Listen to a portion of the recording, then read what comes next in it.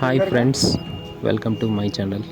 So ఈరోజు మనం వేప చెట్టు అయితే మనం వాళ్ళ ప్రయోజనాలు ఎన్ని ఉన్నాయో మనం తెలుసుకోబోతున్నాం అనమాట.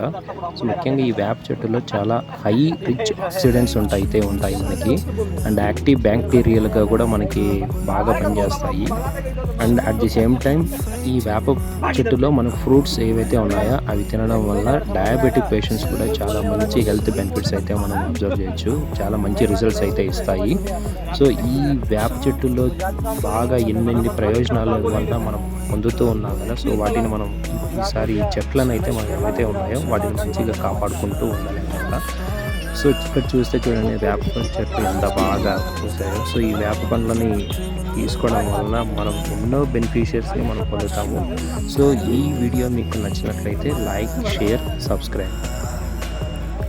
Thank you very much guys. Thank you.